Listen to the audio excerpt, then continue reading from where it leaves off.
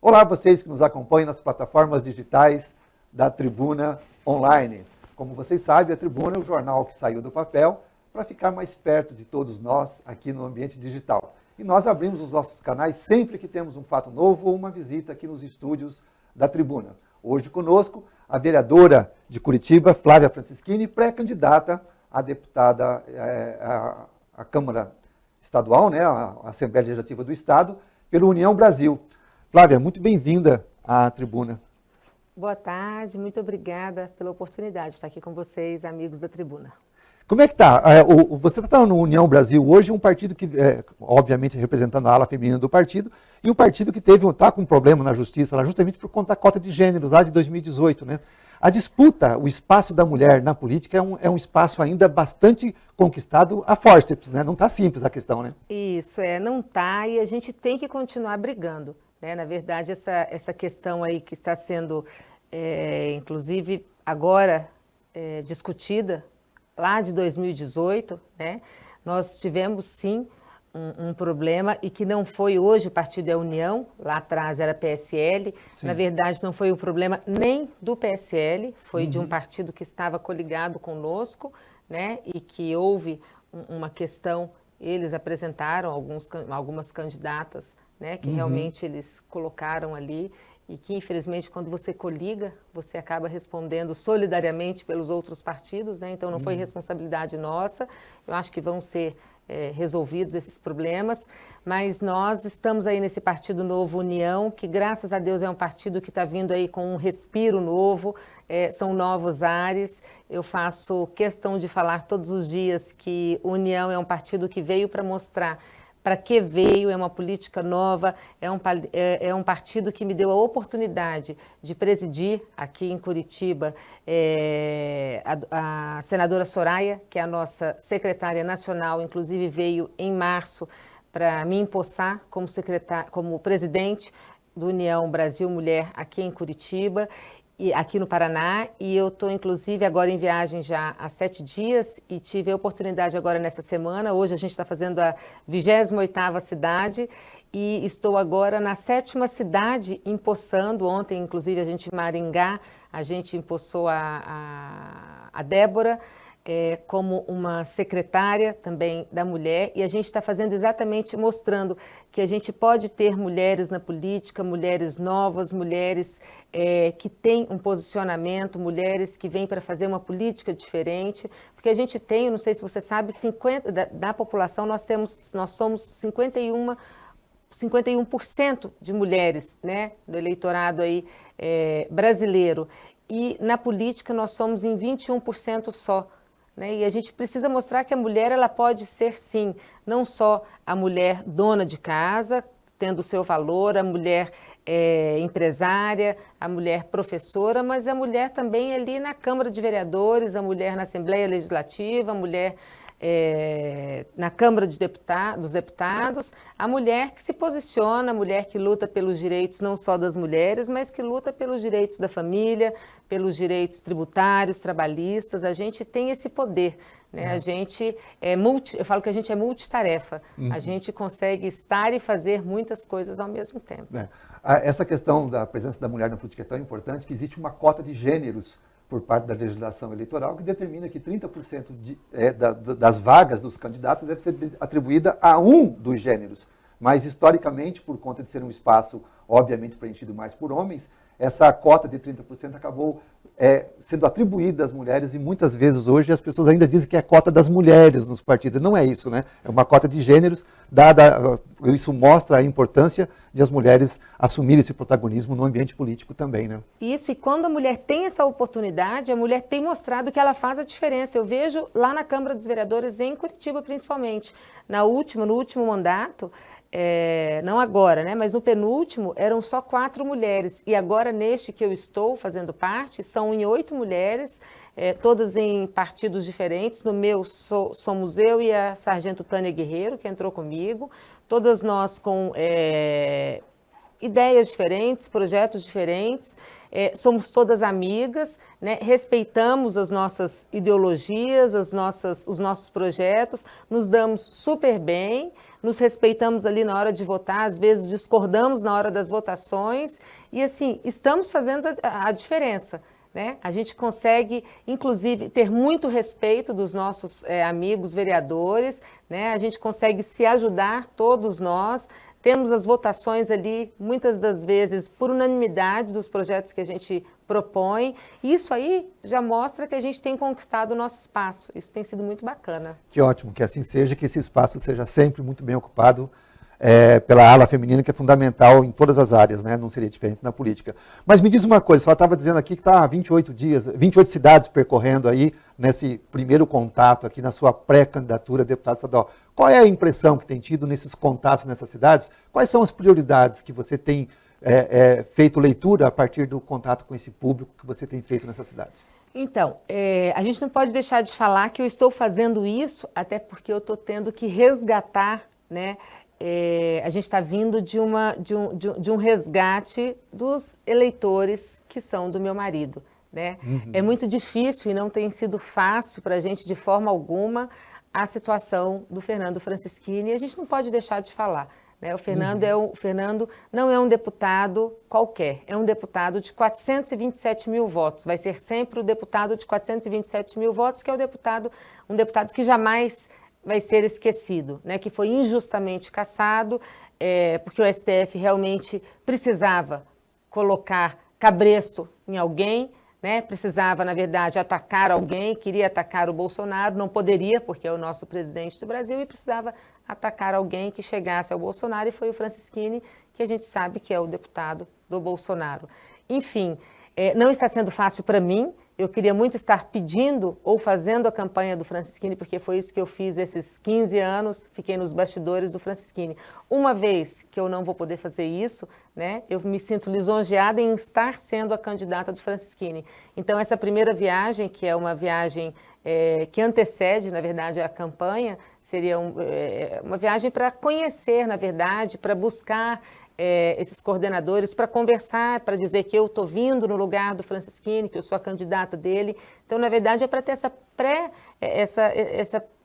não é pré-campanha porque não existe, mas, na verdade, para conversar. Olha, gente, eu estou vindo no lugar do Francischini, né? Essa primeira conversa. E estou sendo super abraçada, todos ficam muito felizes, assim como eu. No início, quando a gente senta para conversar, todos ficam, né, olha, a gente queria muito estar com o Fernando, mas uma vez que ele não está, a gente te abraça e a gente se sente muito confortável com isso, né? As campanhas do Fernando sempre foram muito, muito fáceis, né? A gente fala que nós não viemos de uma família política, não tivemos berço político, nem pai, nem vô. A nossa campanha sempre foi assim. Tanto eu como ele viemos da Polícia Federal, o nosso nome foi construído com o nosso trabalho, com as prisões do Fernando, com o trabalho dele, com o currículo dele. Então, assim, a credibilidade que a gente adquiriu foi com o trabalho, foi o nome que a gente construiu e foi isso que os nossos coordenadores sempre trabalharam. Né? Então, assim, não foi diferente. Quando a gente chegou em todas as cidades, fomos bem recebidos. A princípio, todos falaram a mesma coisa, ficaram tristes com o que aconteceu, mas abraçaram a causa e nada mais confortável. Me pegaram no colo e disseram, olha, se é o seu nome que a gente tem que trabalhar e é uma mulher, a gente vai fazer com muito orgulho e fique tranquilo, que é isso que a gente vai fazer. Ninguém, como a gente esperava, nós já esperávamos, né? Ninguém virou as costas, muito pelo contrário, nos confortaram, pegaram na mão e vamos embora que você vai ser a mulher mais bem votada e fique tranquila que a gente está junto com você. Então isso deixa a gente muito confortável, né? Sem isso dúvida. É amizade, era isso que a gente esperava. Então a gente está voltando para Curitiba amanhã, depois de uma viagem muito cansativa, mas assim, a gente volta mais feliz ainda, porque a gente sabe que vai ser uma votação enorme.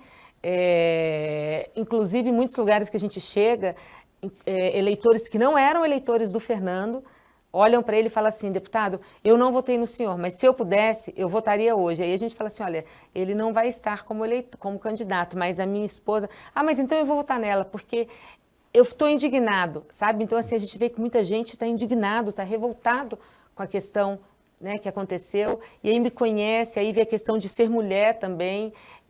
Isso deixa a gente animado, né, deixa a gente feliz, porque o eleitor também hoje não é um eleitor de 10 anos atrás. Né, o eleitor hoje está muito mais responsável com o voto dele. Ele sabe que se ele quer cobrar, se ele quer realmente fazer a diferença, ele tem que saber o candidato que hoje ele está votando, ele estuda o candidato dele. Isso é muito importante. Se você hoje quer fazer a diferença, ou se você quer cobrar do seu candidato, você tem que estudar, né, o currículo dele, você tem que saber se ele realmente é uma pessoa idônea, se ele tem um currículo, se ele fez uma faculdade, né?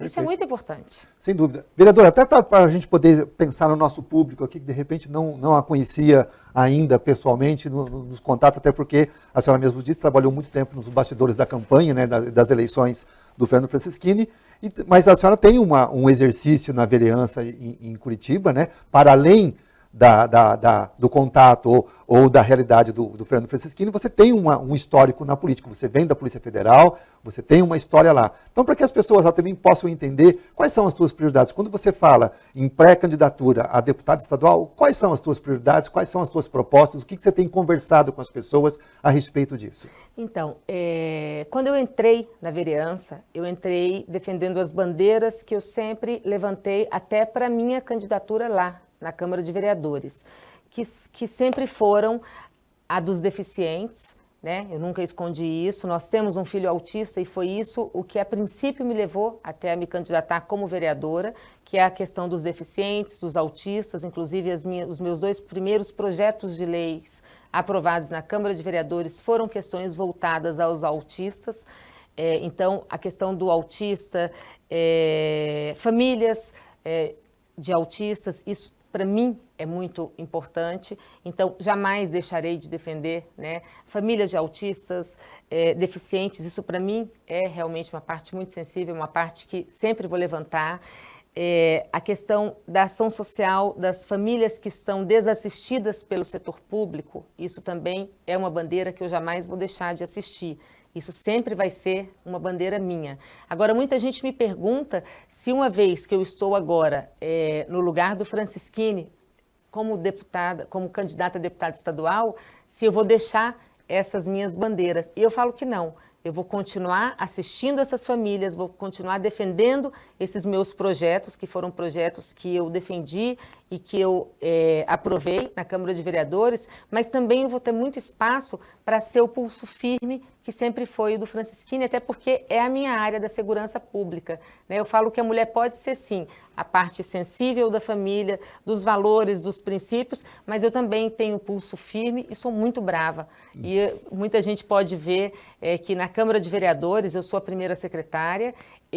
O dia que eu tomei posse, inclusive, os repórteres chegaram. Eu era a esposa do Francischini, ali primeira secretária, mas também era a esposa do candidato que foi a oposição do Greca, né, do prefeito, que tinha acabado de ser empossado também. E falavam assim, você vai ser a primeira secretária, vereadora, mas também aqui é a esposa do candidato à oposição, que perdeu agora do prefeito. A senhora vai ser o quê? Vai ser base, independente e oposição. Eu falei assim, olha, eu não sou base, eu não sou oposição, eu sou independente. Então o prefeito pode ter certeza que todas as vezes que ele estiver aqui agindo a favor das comunidades, da população, eu vou estar aqui junto para somar. Mas quando ele não estiver fazendo para a população, eu vou ser sempre a pedrinha no sapato dele, e assim que eu fui, né? Em menos de 2 anos, eu fui a vereadora que entrou com a CPI para o transporte público, né? E estou com a CPI aberta até hoje. Nós não começamos a CPI porque nós não tivemos vereadores que tiveram a coragem de assinar uma lista da CPI. Eu precisava de 13 nomes para 38 vereadores ali dentro. Eu tenho 22 que são da base, né? E vereadores da base, infelizmente, não assinam uma lista da CPI, você sabe por quê, né? Porque estão com o vereador, estão com o prefeito. E por que eu fiz isso? Porque em plena pandemia, onde a gente tem pais, mães de família, provedores de famílias que perderam emprego, aqui em Apucarana não deve ter sido diferente, né? Quantas empresas fecharam, bares, restaurantes, gente passando fome, né? E gente precisando pegar ônibus todos os dias. O nosso prefeito lá, ele injetou mais de meio bilhão de dinheiro dentro dos donos de ônibus, né, entregou dinheiro mesmo para os donos de ônibus, e ao invés dele aumentar no mínimo, não é difícil a gente entender isso, ao invés dele aumentar a frota de ônibus, ele diminuiu. Quer dizer, você dá mais de R$500 bilhão para os donos de ônibus e você diminui a frota de ônibus, todo mundo precisando pegar ônibus.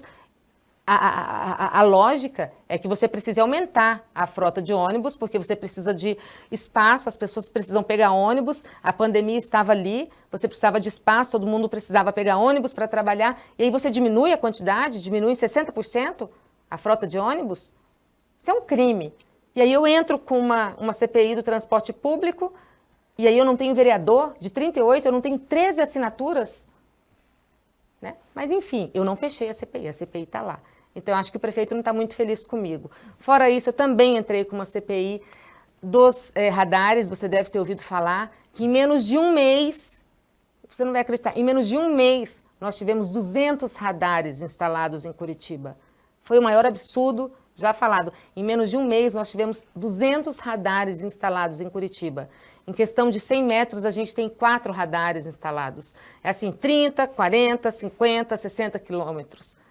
Eu já perdi minha carteira. Eu não estou podendo dirigir em Curitiba, porque eu também não estou tendo tempo para fazer autoescola de novo, para poder fazer escolinha, para poder... Então, eu não estou podendo dirigir, porque eu vou buscar meu filho na escola uma vez que eu busquei. Eu tive 4 multas de uma vez só. De verdade, eu não tenho vergonha de falar, porque eu não estou podendo dirigir. Mas você imagina você ter 4 radares em 100 metros? Bem, é um prefeito... Com distintas. Sim, mas em 100 metros você tem 4... Mas é porque o nosso prefeito ele já não vai à reeleição, coitado, né? Ele já não vai à reeleição, está com quase 80 anos, eu acho que ele vai se aposentar. Não tem mais aonde você também arrecadar. Então aí você vai arrecadar em quem? Em radares. E eu não tenho medo mesmo, porque eu não tenho rabo preso, assim como o Francisquini, a gente fala o que a gente tem que falar, a gente não tem cargo em lugar nenhum. Foi assim que meu professor me ensinou o Felipe, né? É por isso que ele tem 427 mil votos, porque quando ele tem que falar, ele tem que defender a população, ele defende. É isso que faz a gente ser diferente. A gente não tem rabo preso com o prefeito, não tem rabo preso com o governador, com o senador e com ninguém. E é isso que faz ele ter 427 mil votos e honrar os eleitores dele. A hora que a gente tem que falar mesmo. E é isso. Sem dúvida, é isso aí. Daí a importância de nós sempre acompanharmos o movimento político, né? Dos nossos candidatos, dos nossos eleitos, né? Para que possamos entender o que está acontecendo nesse mundo político, que diz respeito a todos nós aqui, cidadãos na outra ponta, que dependemos de saúde, educação, transporte público, enfim. Tá? Daí a necessidade de acompanharmos o mundo político, sim. Por isso que é um prazer sempre receber aqui os nossos protagonistas, os nossos agentes públicos que estão andando. Então, seja bem-vinda, Márcia, foi um prazer recebê-la aqui. Flávia, perdão. Muito obrigada. A gente fica à disposição e na hora que a gente começa a falar de política mesmo, da gente defender aqueles que mais precisam, a gente às vezes se estende, mas é porque realmente não é só nos defender, né? Quando a gente se estende e começa a falar do direito das pessoas, né? A gente realmente às vezes fica revoltado, né? Porque, por exemplo, a linha verde, né? A questão da linha verde, mais de 13 mil multas em um radar só. Quantos pais de família, às vezes, saem para trabalhar de manhã, né, e recebem multas, né, gente? Eu costumo dizer que o direito da gente acaba quando começa o do vizinho ao lado. E a gente precisa fazer uma política diferente, né? Se a gente quer um Brasil diferente, a gente precisa começar a olhar no direito do vizinho, né? Só assim a gente vai ter um Brasil melhor para todos nós, para as nossas gerações, para os nossos filhos. E se a gente, tanto eu como o Fernando, somos da Polícia Federal, seria muito mais cômodo para a gente, né? A gente está na nossa instituição, onde a gente tem uma vida mais tranquila, onde a gente poderia estar com os filhos debaixo da asa, seria muito mais tranquilo. Mas enquanto a gente tem esse pensamento de que a gente pode fazer o melhor ainda pelas outras pessoas, a gente vai continuar nesse barco. A hora que a gente achar que já fez o suficiente, aí a gente volta a viver na Polícia Federal. Ok. Temos então a vereadora Flávia Francisquini, de Curitiba, pré-candidata a deputada estadual pelo União Brasil, aqui nos estúdios da tribuna. E como vocês sabem, é fundamental a participação de todos, que vocês comentem, que vocês compartilhem, que vocês possam nos seguir, para que recebam as notificações e sejam os primeiros a receber as informações, sempre quando elas nos chegam aqui aos estúdios, sejam os nossos convidados, sejam os fatos novos que nós trazemos a todos os dias. Portanto, muito obrigado pela audiência de vocês, sempre qualificada. Muito obrigado. Muito obrigada.